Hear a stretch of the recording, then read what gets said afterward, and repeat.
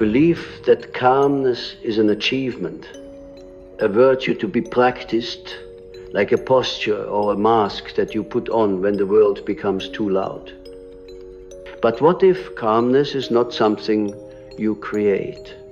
What if it is something that has been hidden within you all along, waiting for you to descend into the shadow depths of your own psyche, to uncover it, to stay calm, no matter how they wound you, is to learn the language of your own soul, a language that whispers through dreams, symbols, and the subtle movements of the unconscious.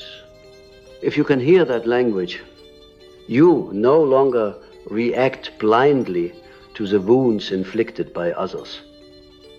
You no longer see yourself as merely the victim of their words or actions, because you begin to sense that what hurts you outside is intimately tied to what you have not faced within.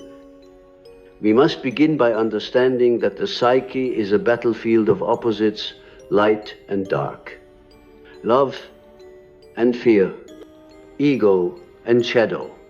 When someone hurts you, when they betray or attack, the immediate reaction is to resist, to defend, to clench your fists and harden your heart.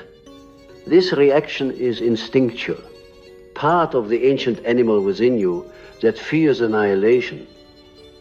But to remain calm is to go against that instinct, to pause, to see with the inner eye that what they strike is not the real you, but the fragile mask you wear, the persona you present to the world.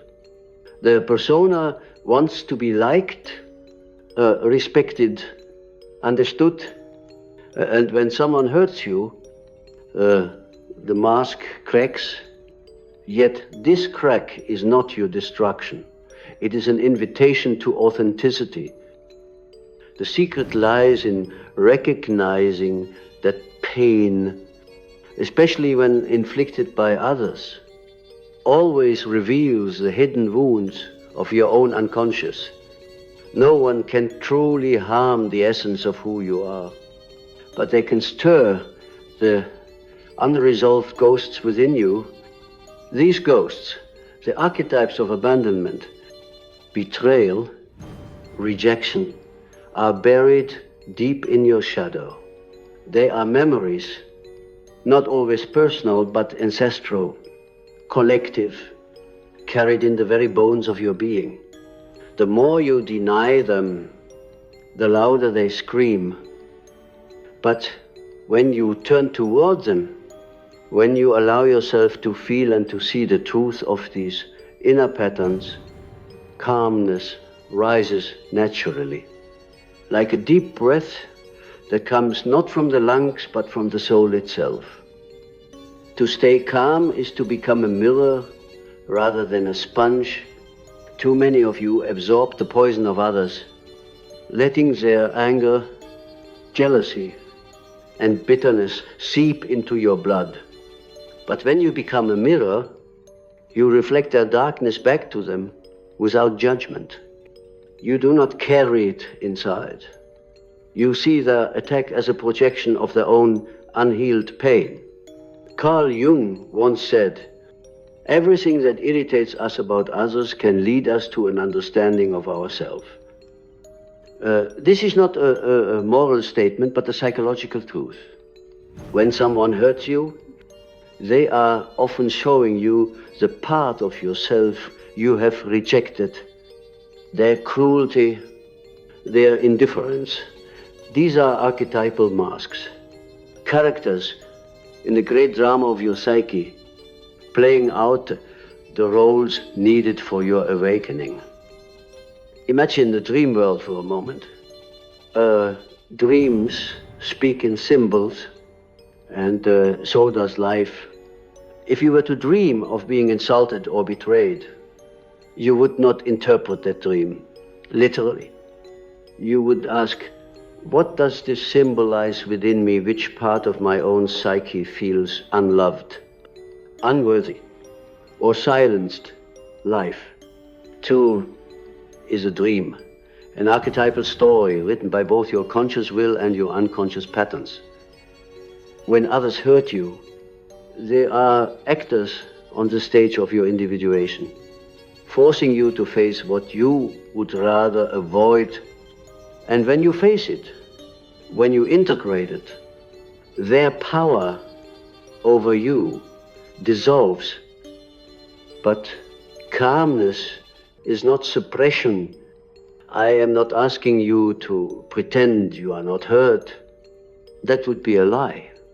And lies fester in the unconscious like unhealed wounds. True calmness comes when you can feel the sting of pain without being devoured by it. You let it move through you, like a storm passing through a valley. You know it is there, you feel its lightning. It's thunder, but you do not become the storm. You remain the mountain. You remain rooted in something deeper than the chaos of the moment. This is what the ancients called the self, the divine center of the psyche, the archetype of wholeness.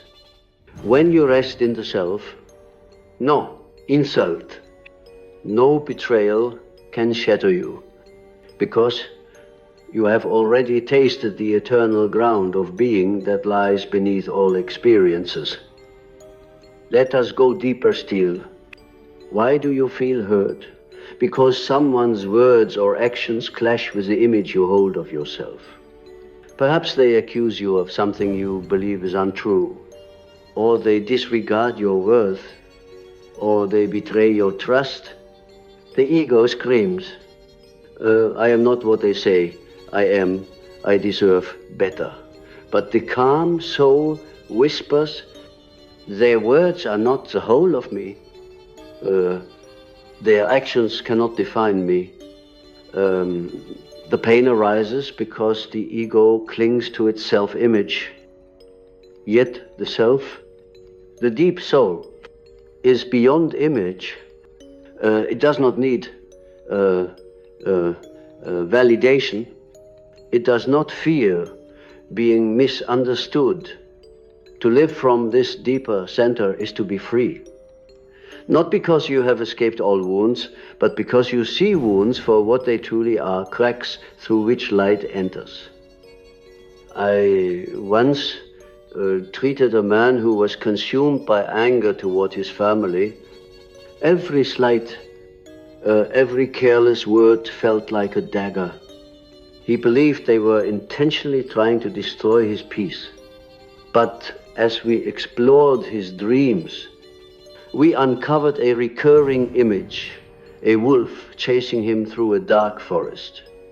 This wolf was his own unclaimed rage, his own fear of being abandoned. His family's words were not the real source of his suffering. They were triggers that brought forth this inner wolf. When he faced the wolf, when he embraced it, rather than running, something miraculous happened. The same words that once enraged him no longer held power. He had found calmness, not because the world had changed, but because he had integrated the shadow within. Your calmness depends not on controlling the outer world, but on integrating your inner world. To stay calm when they hurt you is to understand that they are not truly separate from you. They are mirrors, teachers, even if unconscious ones. Their cruelty reflects the wounds they carry, just as your pain reflects the wounds you have not healed. When you see this, compassion arises not as a moral duty, but as a natural recognition of shared suffering. And in that compassion, calmness blooms like a silent flower in the night. Yet, let me offer a warning. Calmness is not passivity. To remain calm does not mean to accept abuse or injustice. It means you respond from a place of clarity rather than blind reactivity. Calmness is a still lake that reflects the moon. but it can also be the deep current that moves unseen, carrying great power. When you are calm, your actions are no longer dictated by the chaos of the moment. You see the bigger pattern, the archetypal dance of light and shadow, and you act from wisdom rather than fear. You will not master this overnight. This path demands that you descend into your own unconscious, that you face the parts of yourself you have exiled. You must meet your shadow, the anger, the fear, the grief. You pretend you do not feel. Only when you embrace these aspects can you remain calm when others provoke them. Because when you know your own darkness, no one else can use it against you. They can push your buttons, but the buttons no longer trigger explosions. They become silent keys to deeper self-knowledge. Think of the archetype of the wounded healer. The healer is not calm because life has spared them from suffering. No, they are calm because they have walked through fire and emerged with a deeper wisdom. Their calmness is forged in the furnace of pain. Every time someone hurts you, you are given the chance to step into this archetype.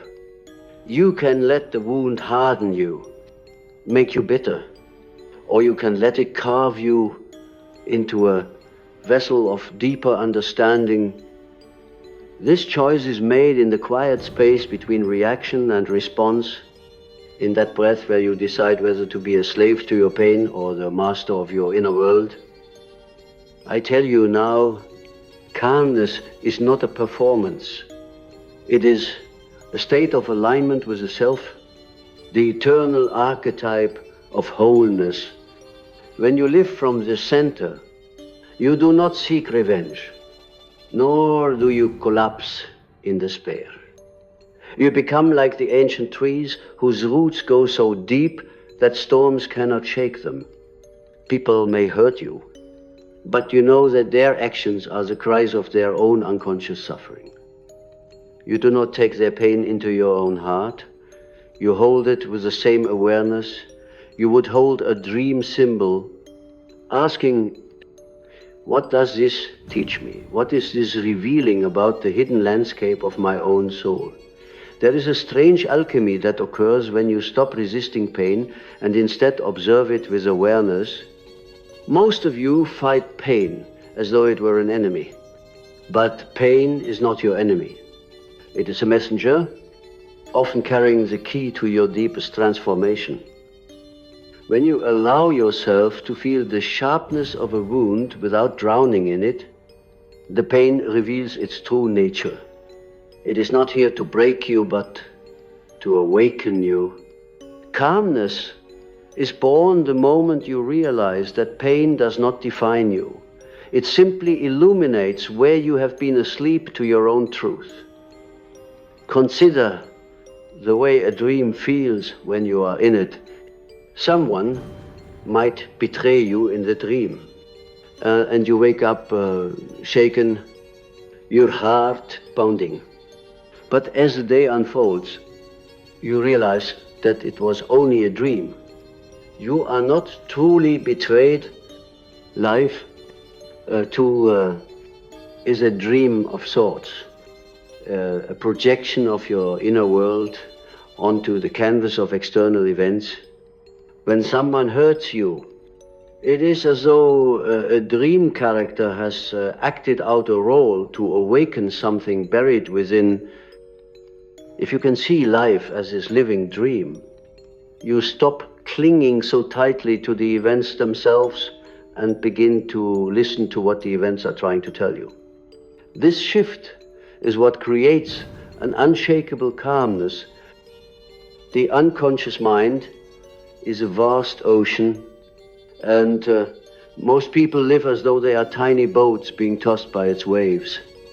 A single insult from someone and you are knocked over. A single betrayal and you drown in despair, but there is another way. You can dive beneath the surface, into the depths where the currents are slower. Keter, where the eternal symbols dwell. This is the realm of the self. The archetype that holds all opposites in balance. When you descend into this depth, you realize that the surface waves the hurtful words. The sharp actions of others are temporary and shallow compared to the vast, timeless depth beneath.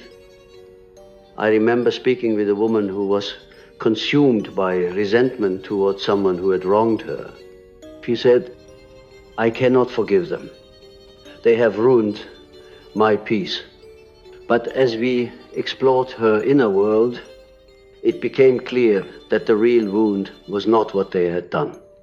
But the story she told herself about it, her ego was clinging to the image of being a victim. She believed that their actions had power over her identity. But the deeper truth was that her soul was asking her to see the archetype of betrayal, to understand its role in her individuation. When she embraced this truth, when she stopped fighting the story and started seeing its symbolic meaning, her resentment began to dissolve. Forgiveness was not an act of will, but a natural result of deeper understanding. And with it came calmness, a stillness that no one could take away from her. You, too, must see that those who hurt you are not your enemies in the grand scheme of the psyche. They are often unconscious messengers pulling you into the work of self-discovery. Their actions may sting, yes, but they reveal where you are still caught in illusion, where you still believe that your worth depends on the approval or kindness of others. The secret to staying calm is to let these moments be mirrors rather than prisons. Ask yourself, what part of me is this revealing? Why does this particular wound feel so personal? The answer will always lead you inward, toward the places you have neglected. The shadow is the keeper of calmness. This might sound paradoxical because the shadow is often the source of inner turmoil, but the truth is that the more you integrate your shadow, the less others can trigger you. Every hurtful word from someone else touches a nerve only if that nerve is raw. Unexamined. When you have met your anger, your fear, your longing, and given them space to exist, then when someone tries to hurt you, you do not collapse. You see them as if from a distance, like watching an actor on stage who is lost in their role. Their drama does not require your participation. Let us speak now of archetypes, for they shape every human interaction. When someone hurts you, they may be playing the role of the trickster, the archetype that disrupts your comfort and forces you to grow, or they may embody the shadow father or mother stirring old wounds from childhood. These patterns are ancient, older than your personal story. If you can recognize the archetype rather than taking the event personally, you free yourself from its grip. You see that this moment is part of a larger dance of consciousness, a necessary friction to awaken the deeper self within you. But none of this is possible if you live only on the surface of your mind.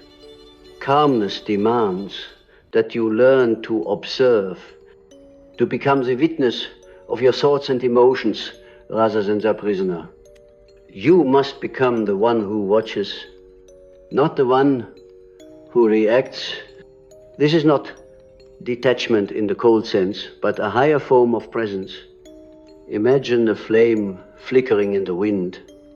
If you are the flame, every gust shakes you. But if you are the one who holds the lantern, the flame burns steady. Even when the wind howls, this is the power of inner awareness. I will tell you something that many do not want to hear. You are complicit in your own suffering, not because you deserve to be hurt, but because you often cling to the wound. You replay the words that hurt you. You imagine revenge. You feed the fire of anger, and in doing so, you give away your power. Calmness comes when you stop feeding that fire, when you see that your energy is too precious to be spent on resentment. You do not need to forgive immediately. Forgiveness is not a command, but a natural blooming. What you need is understanding. When you understand that those who hurt you are themselves driven by unconscious forces, you see that their actions are not about you, but about their own unresolved pain. This does not excuse them, but it frees you. Think of the archetype of the warrior, not the warrior of aggression, but the spiritual warrior. This warrior knows that the real battle is not with other people, but with the unexamined parts of the self. The true warrior does not waste energy on every insult or slight. They conserve their energy for the battles that matter, the inner battles against ignorance, fear, and falsehood. To stay calm, no matter how they hurt you, is to become this kind of warrior. Your calmness is your armor, but it is not rigid. It is flexible, like water. Water cannot be cut or broken. It yields, yet it endures. When you embody this archetype, you realize that calmness is not weakness, but the ultimate form of strength. The journey to this calmness will require you to enter your dreams. Your dreams hold the keys to the parts of you that are easily triggered. You may dream of being chased. Attack it, abandon it. These dreams are not random. They are messages from your unconscious, asking you to integrate the parts of yourself you have left behind. When you begin to work with these dreams, to understand their symbolism, you become less vulnerable to the external world. You see that what hurts you outside is often just a reflection of what you have not healed inside. There is another aspect to this secret, the acceptance of death, not physical death alone, but the death of the ego, the death of false identities. When someone hurts you, a part of your ego dies. You feel diminished, unseen, perhaps even humiliated. But what if you let that death happen? What if you allowed the false self to crumble, knowing that beneath it lies something indestructible? This is the path of individuation, the path to becoming whole. You must let go of the image of who you think you are, so that the truth of who you really are can emerge. And when you live from that truth, calmness is not something you strive for. It is the natural state of being. You must understand that calmness is not the absence of emotion, but the deepening of it. A transformation of raw reaction into meaningful awareness. When someone hurts you, the ego screams like a wounded animal. It wants to strike back to justify itself, to prove its worth. But beneath this chaos lies a quieter voice, the voice of the self, the eternal center of your psyche. This voice does not rise in anger because it is beyond the petty conflicts of personality. It whispers, you are more than this moment. You are the dreamer, not the dream. To hear that voice, you must first silence the incessant chatter of the ego. You must step back as though you are watching your own life unfold on a stage. When you do this, calmness becomes the natural ground upon which all experiences rest. The secret I am sharing with you is not a technique, but a shift of perspective. You cannot force yourself to stay calm when you are burning inside with unacknowledged pain. The fire will consume you, but you can enter the fire willingly, observe it, and see what it is trying to teach you. This is the essence of shadow work. Every time someone wounds you, they are inadvertently pointing to the places in your psyche that still ache for healing. They are not showing you something new. They are pressing on old bruises you have ignored. When you have healed those wounds, their words or actions will no longer have the same effect. They may still be unkind, but you will not be shaken, because you have built your foundation on the rock of self-awareness, not the sand of external validation. I have seen many people live their entire lives enslaved by the opinions of others. A single cruel remark can destroy their day. Their confidence, even their sense of self. Why is this so? Because they have not yet discovered the archetypal self within the center that is not dependent on approval or recognition. You cannot stay calm if your sense of worth is always dictated by what others think of you. The self does not need to be liked. It simply exists, whole and unbroken, beneath the masks you wear. When you begin to live from the center, you stop being at the mercy of every emotional storm. There is a story I recall of a man who was constantly criticized by those around him. Every comment felt like a personal attack, and he could not find peace. He came to me, believing that if only the world were kinder, he would finally be calm. But the world will never always be kind. What we discovered was that his inner critic was far harsher than anyone outside of him. He had internalized the voice of judgment long ago, perhaps from a parent or teacher, and now every external remark echoed that voice. The real enemy was within. When he learned to confront this inner judge, to see it as an archetype, the stern father, the punishing God, he began to free himself. The criticism of others still came, but it no longer pierced him, because he had faced the deeper wound. This is why I say you cannot control how others treat you, but you can change the way you meet your own shadow. When you accept the parts of yourself that you have disowned, your anger, your shame, your fear, others can no longer use them against you. Their insults do not stick, because you have already integrated those aspects into your wholeness.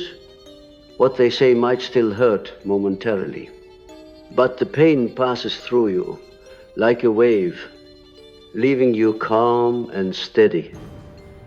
Think of a dream in which you encounter a terrifying figure. At first, you run, but then you stop and turn to face it. You realize that this monster is not there to kill you, but to deliver a message. This is how calmness arises in life. When someone's actions feel like an attack, you can choose to face the inner monster. It awakens. Instead of fleeing or lashing out, you say, what is this teaching me? What is the truth behind this pain? In this moment of inquiry, you transform the energy of hurt into insight, and the storm of emotion gives way to clarity. The archetype of the sage or wise elder is often depicted as calm, unshaken by the chaos of the world. But the sage did not arrive at this calmness by avoiding pain. No, the sage walked through the fires of suffering and emerged transformed. Calmness is born in the crucible of experience, where every wound is alchemized into wisdom. When you cultivate this attitude, even the harshest words from another person become an opportunity to deepen your understanding of yourself. Do not mistake this calmness for indifference. To be calm does not mean to be numb. In fact, the truly calm person feels everything, but they are not enslaved by what they feel. They can experience anger without becoming anger. They can feel sorrow without drowning in it. Calmness is the mastery of emotional energy. The ability to let feelings flow without losing your center. This mastery comes from the recognition that you are not just your feelings, you are the one who observes them, who holds them in the container of awareness. Life will test you again and again. People will misunderstand you, judge you, hurt you. You cannot avoid this, for it is part of the human experience. But you can decide how you will meet these moments. Will you let them define you? Or will you use them as mirrors to see yourself more clearly? Every interaction, no matter how painful, has the potential to reveal an aspect of your unconscious that is ready to come into the light. Sometimes the people who hurt you are simply playing roles in your life story, roles that you unconsciously invited. This is difficult to accept, but the psyche is not random. It seeks wholeness through the interplay of opposites. If you have disowned your strength, life may send you someone who pushes you to claim it. If you have suppressed your voice, life may send you someone who silences you, so that you must finally speak. Seen from this perspective, even pain becomes sacred, a guide toward your true self. I often speak of individuation, the process of becoming who you truly are. This journey requires facing not only your light, but also your darkness.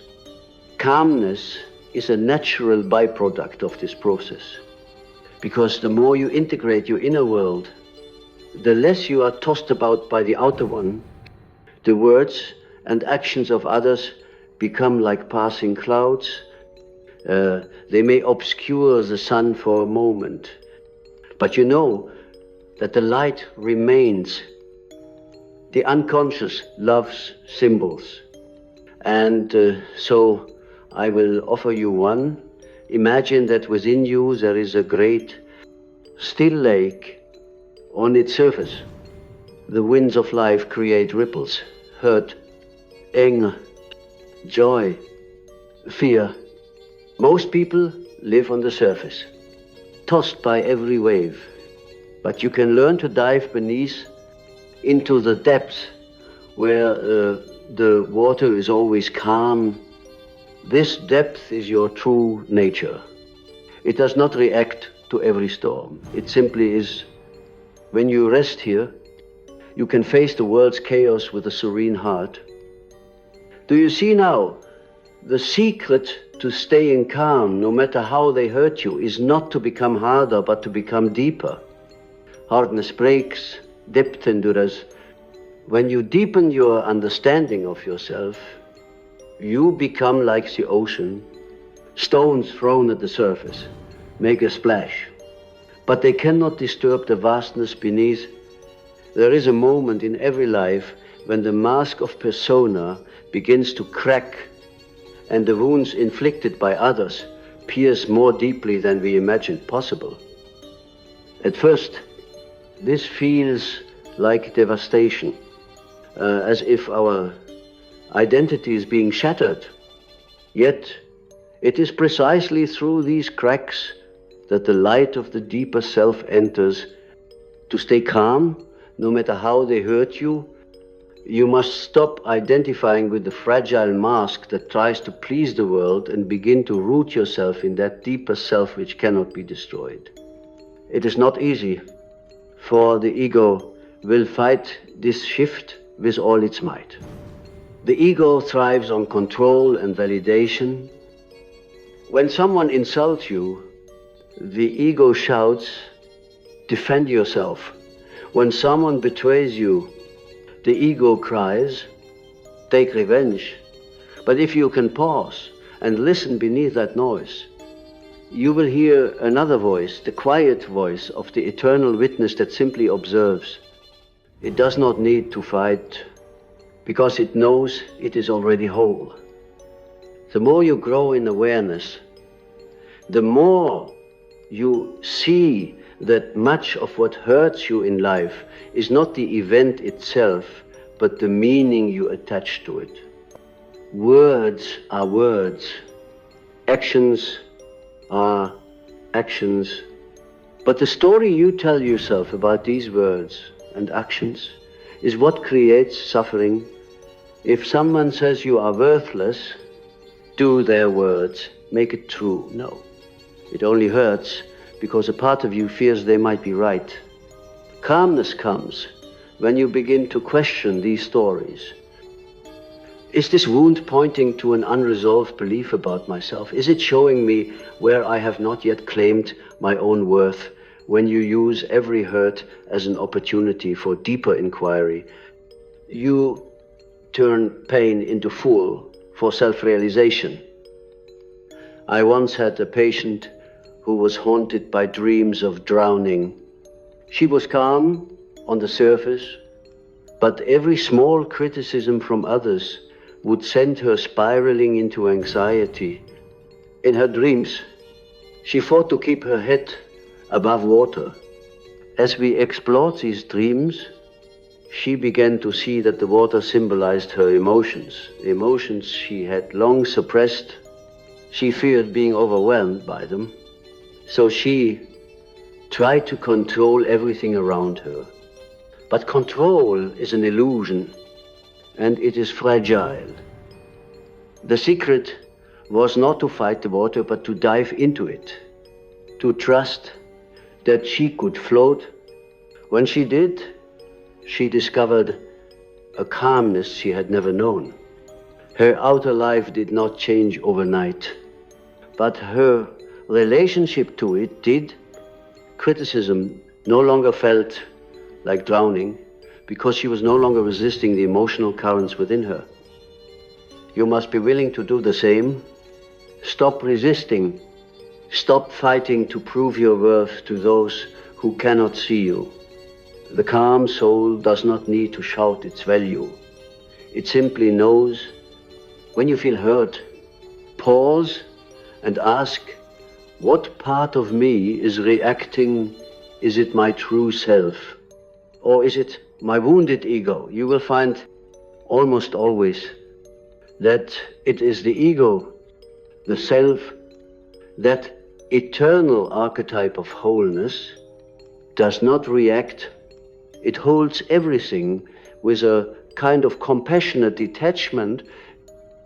And when you begin to identify with that self, you gain an inner freedom that no amount of external chaos can disturb. But let me remind you, this path is not a path of avoidance. Do not confuse calmness with spiritual bypassing. True calmness is not pretending that pain does not exist. It is feeling pain fully without becoming enslaved by it. It is the ability to say, yes, this hurts, and yet remain present, open and aware. To cultivate this, You must explore your unconscious. You must sit with your dreams, your symbols, your shadow, for the things you do not face within will continue to appear outside, often in the form of people who hurt you. Life is relentless in this way. It will send you the same lessons until you learn them. There is a profound strength in being able to remain still when the world pushes you to react. People will test you, sometimes unconsciously, to see if they can pull you into their chaos.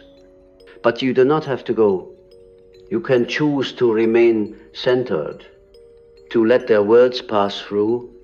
You, like wind through a forest. This is not about being cold or indifferent. It is about knowing who you are at a level so deep that no one else can define it for you. Imagine the archetype of the monk meditating on a mountaintop. The storms rage, but the monk remains in stillness, not because he is detached from life, but because he is rooted in something deeper than the storm. You too have this capacity. You do not need to retreat to a mountain. You can find this stillness in the midst of your daily life, but it requires that you practice inner observation, that you become the witness of your own mind. Each time someone hurts you, you have a choice. Will you be swept away by the story? Or will you step back and watch, learning from the patterns that emerge? Let me give you an image inside you. There is a great hall of mirrors. Every person you meet reflects something back to you. Some mirrors show your beauty, others show your wounds. Those who hurt you are simply mirrors of the parts you have not yet accepted. If you break the mirror in anger, you learn nothing. But if you look into it with curiosity, you see the deeper truth. And once you see, the power of that mirror fades. This is why calmness is not about controlling others, but about understanding yourself. There is another dimension to this secret, a mystical dimension. Calmness arises when you realize that every event, even those that seem hurtful, is part of a larger unfolding. The psyche is not separate from the cosmos. The archetypes that live within you are the same patterns that shape the stars. The seasons, the rise and fall of civilizations. When you see this, your personal pain becomes less heavy. It is still real, but it is no longer the center of the universe. You begin to trust that even the wounds you suffer are part of your individuation. Your journey toward becoming whole. In the silence of the self, you can hear the deeper rhythms of life. You begin to see that the one who hurts you is also hurt, that their cruelty is a mask for their own fear or pain. This understanding does not excuse their actions, but it allows you to step out of the cycle of reaction. You no longer meet fire with fire. Instead, you respond with clarity, with strength that does not need to prove itself. This is the calmness of the wise, unshakable, yet not cold. To reach this place, you must make peace with your own shadow. The shadow is not evil. It is simply the part of you that you have not allowed to come into the light. When others hurt you, they often awaken your shadow. You might feel anger, jealousy, or shame, and you might want to push these feelings away. But if you can sit with them, breathe into them, and listen to what they are trying to tell you, they will transform. The shadow once acknowledged, becomes a source of power and insight. And with this integration, calmness becomes your natural state. There is a profound stillness within you that the world cannot touch, but you must be willing to descend into the depths of your psyche to find it. Most people remain at the surface of themselves, endlessly reacting to every word, every glance, every disappointment. They build their sense of identity on fragile foundations, on the opinions of others, on fleeting approval, on roles that are easily shattered. And so when someone hurts them, they are thrown into chaos. But the one who has traveled into the unconscious, who has faced their shadow and embraced it, becomes unshakable, not because they are numb, but because they have seen the truth. No one outside of you has the power to define who you are. Their cruelty does not shape your soul. It only reveals the places where you have not yet claimed your inner strength. To remain calm, you must learn to trust in the archetypal self. This self is not just your higher nature, but the totality of who you are, your light, your shadow, your past, your potential, all woven into one great tapestry. When you rest in this self, you no longer feel the need to defend every wound, because you know that no wound can diminish the wholeness of your being. You begin to see the ones who hurt you not as enemies but as mirrors. They show you where you are still entangled in illusions. They call forth the parts of you that are ready to awaken. I remember speaking with a young man who was filled with rage after being betrayed by someone he trusted deeply. His anger consumed him. He could not sleep, could not think of anything else. He wanted revenge, believing that only by hurting the other could he reclaim his peace. But revenge is a lie of the ego. It promises healing, but it delivers only more suffering. What he truly sought was not revenge, but the restoration of his own inner power. As we explored his dreams, he saw images of fire raging, uncontrollable. These dreams were not about the other person. They were about him, about the fire within that he had never learned to harness. When he faced this fire, when he allowed himself to feel it without acting on it, he found a strange calmness. The betrayal still hurt, but it no longer controlled him. He had discovered that true strength is not in striking back, but in mastering the storm inside. You must learn this same mastery.